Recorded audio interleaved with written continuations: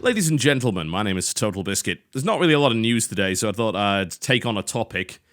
Kind of sticking my hand into the fire on this one, but where would I be without that kind of attitude, right? This is on the subject of a PlayStation 3 and PS Vita game from Atlas by the name of Dragon's Crown. You should know the developers behind it as the folks behind Odin Sphere as well as Muramasa. They tend to focus on 2D games with an RPG slant. Not every game they've made has been an RPG, but it's been pretty damn close.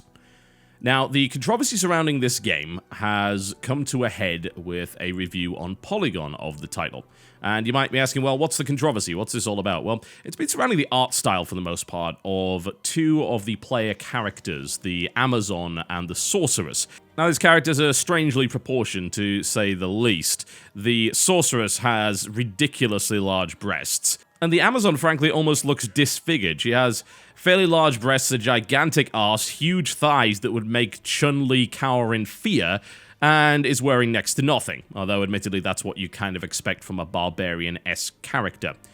Now, this caused a bunch of controversy over the last few months and involved numerous journalists and commentators sort of trading blows on the subject, but now the game is finally available for review. It has received very good scores across the board, with the exception of the Polygon review, which gave it a 6.5 and went into detail on the subject of what it believed was a rather worrying depiction of women in general inside Dragon's Crown's world.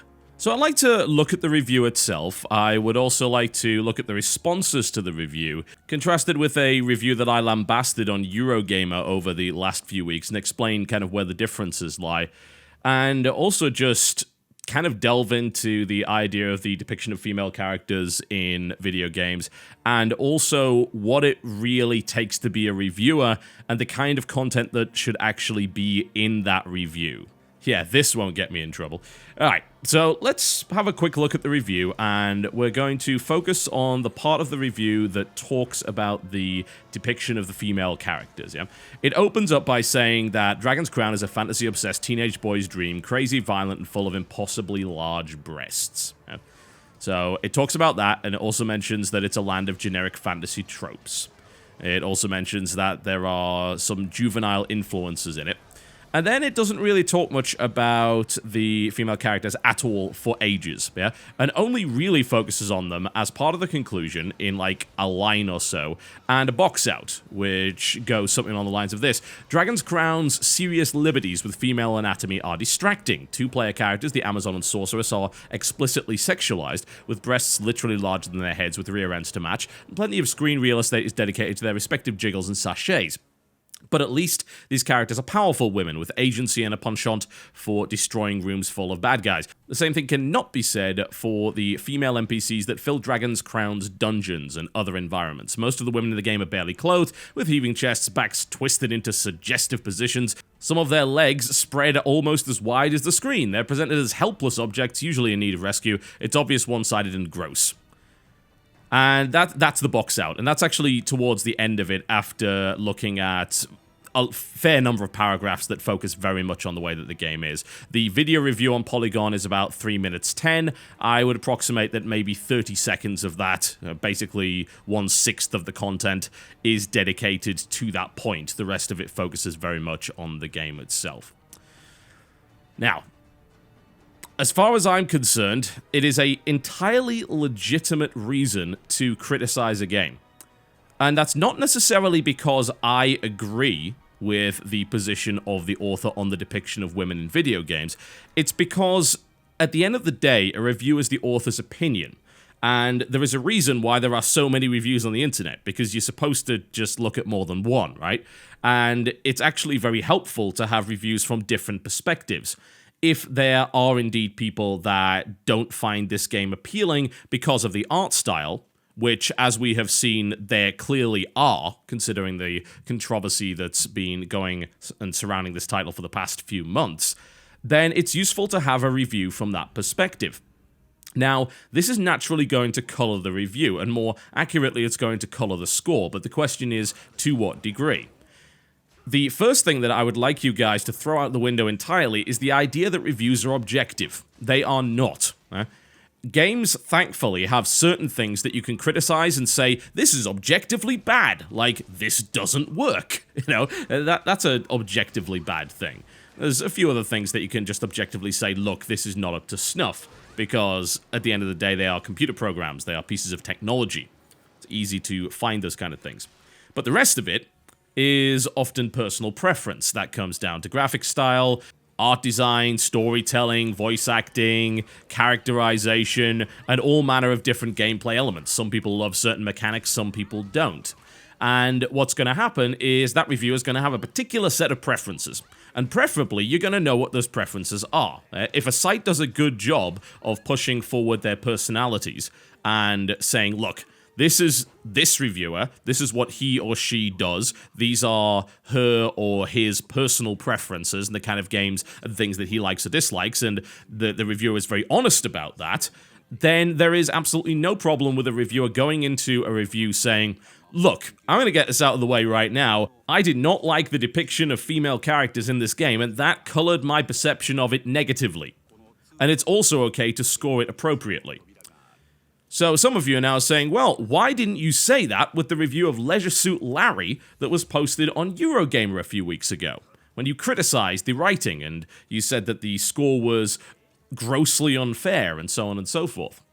Well, that was mostly because that review sucked. That's the main problem with it. It was badly written and was fairly obviously a hit piece. That is not a review that started off with useful information about the game. In fact, it started off with like 3, maybe 4 paragraphs, including a list of 10 things that the world doesn't need any more of, which started with Kickstarter campaigns. So I think it's fairly obvious what the reviewer thinks there. And new iterations of Glade plugin, which differ from what is... Shut up. Are you trying to be funny or clever? I really, really don't know. The problem with that review was the vast majority of it did not, in fact, tell me about the game. Barely any of it did. Whereas the Polygon review told me a hell of a lot about the game. The video review consisted of at least 80% content focused on the actual gameplay and the design of the game itself. It did not spend too long on the actual art style, nor the depiction of women, whereas the Leisure Suit Larry review was almost nothing but that. It also was extremely judgmental, quite frankly. You could say maybe the Dragon's Crown review had a little bit of that, saying, hey, it's an adolescent's fantasy. I don't think that's unfair. I think that's actually true. There's no real question about that. I don't think that too many people would be offended by that particular assertion. I think it's probably fairly accurate. Although I have a feeling it maybe slightly misrepresents the wider range of people that will end up playing this game. Whereas the Leisure Suit Larry review basically condemned 14,000 people for backing the title in the first place. So, yeah, there's a little bit of a difference, not to mention, of course, the difference between a 6.5, which is most assuredly an above-average score, which I feel was fair, and a 2 out of 10, which is the kind of thing which is given to elf bowling. Frankly, the Leisure Suit Larry review was shoddily written and an absolute disgrace. So there you go, whereas the Dragon's Crown review wasn't. It was well put together, it got all of its points out in a reasonable length of time, and it gave me a lot of good information about the potential pitfalls as well as the strengths of this particular title. It focused very much on the repetitive nature of the game. It actually spoke more about that than it did about the depiction of women, and I feel that the repetitiveness of the game could very much be a big problem.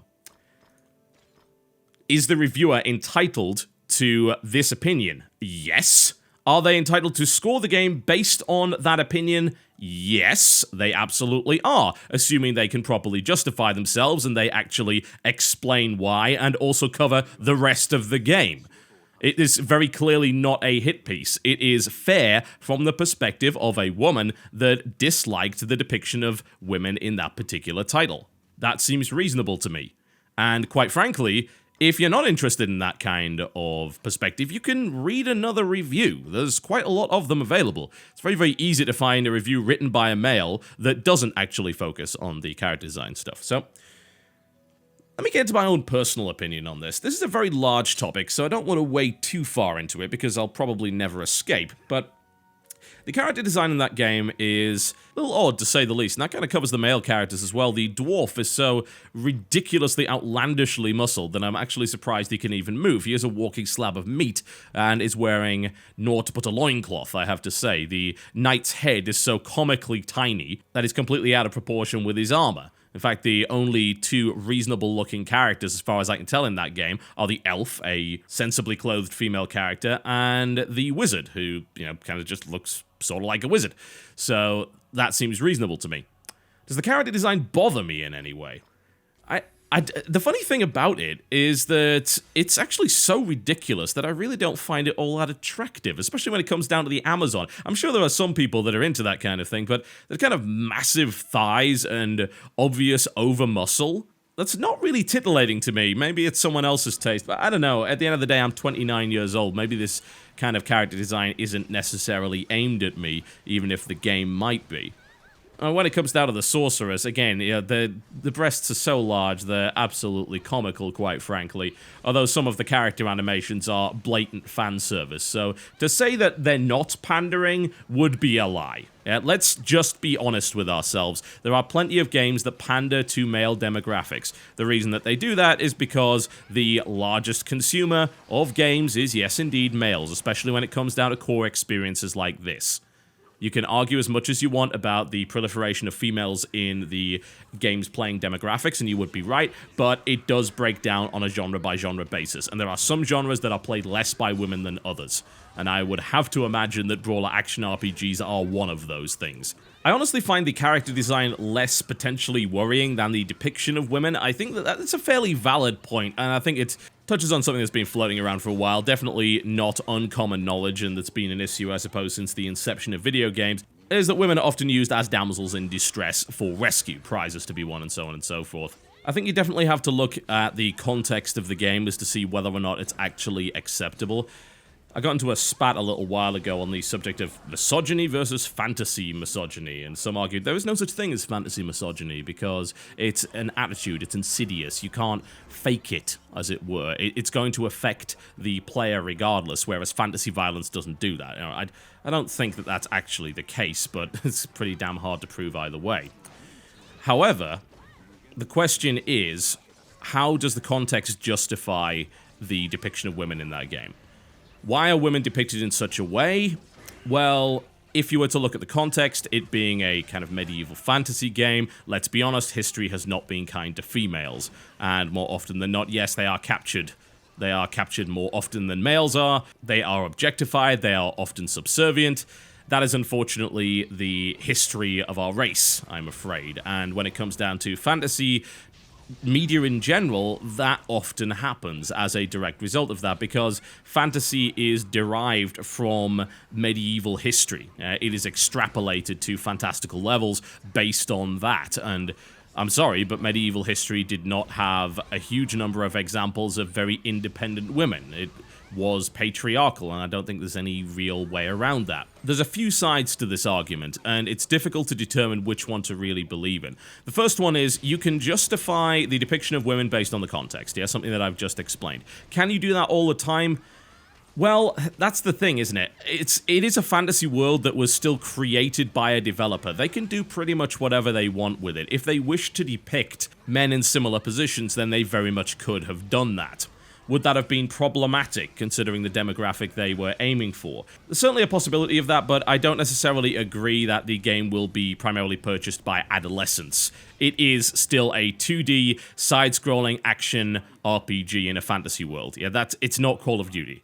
It may be bought by some younger people, but I would imagine that the primary demographic is probably a bit older than that. Would that demographic have had a problem with males that were attractive, barely clothed, and really displayed in such a way that wasn't a power fantasy? Common counter-argument thrown out to deal with the assertion that male characters in games are often just as stereotyped as female characters and are often, very much not clothed and so on and so forth. The argument is made that the male character is a power fantasy, whereas the female character is kind of desirable, a sex fantasy, as it were. And sometimes that's true, sometimes it's not. There are some people that go to the lengths of saying, well, female gamers don't want to play characters that are portrayed in this way. I don't know if that's necessarily true, because you're stereotyping the entirety of a gender. That doesn't seem like a very good idea. I imagine some of them very much do, and then I imagine some of them don't, and I imagine people like myself don't really want to play burly Space Marines, actually, because it's quite boring. It's a kind of a similar problem there. But if NPCs acted in this submissive way and happened to be male, would the demographic actually accept that? Probably not, I'm afraid. Does that therefore make it okay? And there's the sticking point, isn't it? There's the really thorny issue, isn't it? Do we censor media, and more to the point, does it even make business sense to do so? Honestly, I feel that if you wish to create a world where females are depicted in such a way, then you should be able to do just that, and the market will decide whether or not that is an acceptable point of view. I think there's an awful lot of things that games could depict that they don't, because they're afraid to do so, whereas television shows will happily depict things that are far more extreme than that, simply because it's more accepted. I think that kind of freedom should be allowed, and again, the market will decide whether or not they actually accept that kind of attitude. However, in the games industry, I don't think it's necessarily a situation where things are going to right themselves, as it were. In other forms of media, you could probably say, well, this is going to fail on the basis that it does not have the support of female demographics or indeed male demographics that also feel that particular way. In games, the problem is that it is still a male-dominated space, so even if you offend every female on the planet with your game, the chances are you can still sell enough copies to really not have to make a change there. And one would hope that if you had some kind of universal backlash from females, that you would quite simply not do that again, because it's just stupid. Why on earth would you want to alienate so many people with your title? But in general, good luck finding a game that's ever been universally reviled by one particular gender. Unless, of course, you're talking about Barbie horse adventures, but, you know, we all condemn that for a good reason. From what I understand, the really big argument about this is whether or not it actually has some kind of insidious effect, whether it negatively affects the perception of the player. I've always been a firm believer that stuff like video game violence does not cause real violence. And as a direct result, I would also follow, logically, that video game misogyny, perceived or otherwise, does not cause real misogynistic attitudes. The problem with saying stuff like that is that you then essentially also claim that it is impossible for a game to actually put across a message that would affect somebody in any particular way. And it is entirely possible for other forms of media to actually do that.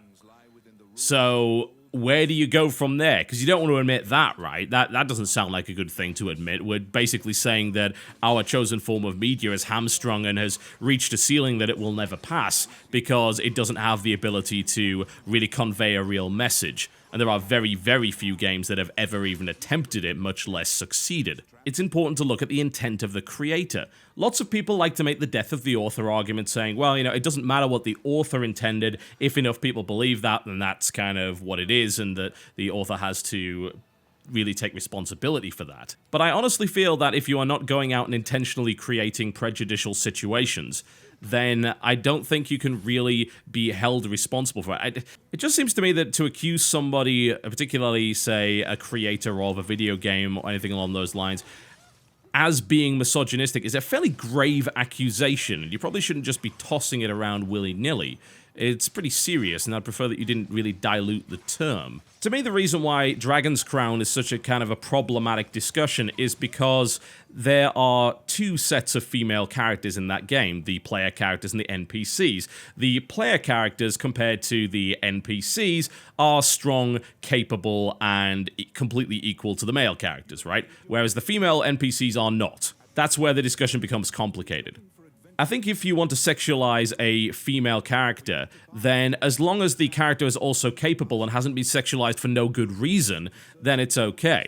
I think when you look at standard fantasy armor tropes, then you see the real problem with it. It's like, this is completely and utterly impractical. I think in the case of the Amazon, that's actually not true. The Amazon is kind of a barbarian character, doesn't wear an awful lot of armor, highly muscled. And then, of course, if you look at the sorcerer, say, yes, the size of the breast is kind of ridiculous, but she's not going to be prancing around in armor either, and neither, indeed, is the male equivalent, the wizard. So, you know, that kind of makes sense there. The dwarf and the Amazon in that game seem to be two sides of the same coin, really, foregoing armor for slabs of muscle, speed, and very large weapons. I made this example before, but I like to point to Anya Stroud, a female character in Gears of War. And I think that if you wanted to depict her in a misogynistic fashion, you would have made her incapable, stupid, you would have put her in impractical armor, and so on and so forth. That didn't happen. And in this case, I don't think you can really point the finger at the character design for those two player characters and say, this is misogynistic or offensive to women or whatever the case. I simply do not believe that. It was an artistic choice. It wasn't really necessarily a good one, but there are plenty of questionable looking pieces of art in that game, and really that's entirely subjective, right? But then, of course, we talk about the NPCs. Is it okay to have female characters as simply prizes to be won and things to be rescued and so on and so forth? For what I've seen of it, I'll be frank, it does not look particularly tasteful, and I feel it's unnecessary. I don't feel it's damaging, and I don't feel that it is particularly degrading, but I think it's dumb. And really, that seems to be what a lot of this actually comes down to.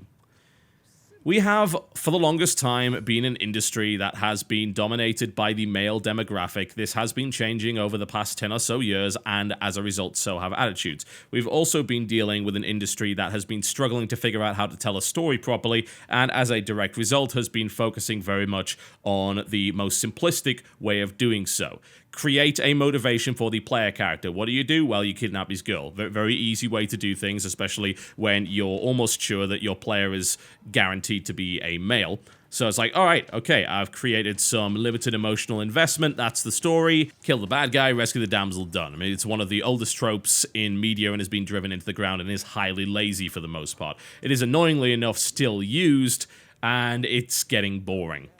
And really, that's what all of this comes down to as far as I'm concerned. Unimaginative writers, unimaginative designers, and an annoying amount of pandering. And I don't think you need to do it. I don't even think you need to go for the whole equality stakes of it, really, and just say, oh, well, it's okay, we'll just throw some sexy male characters in there and it's all equal. Now, could you just, like, avoid that entirely? I don't really even see the point. Don't make me want to rescue these people because they look attractive. Give me a real reason. Invest me in this character beyond looking at how beautiful she is.